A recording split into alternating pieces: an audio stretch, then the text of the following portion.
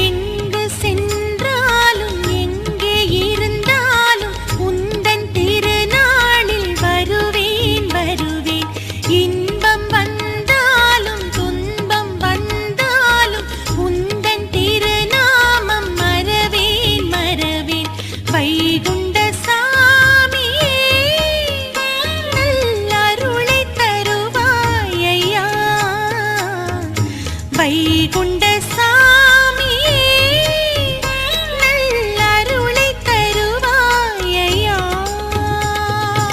எங்கு சென்று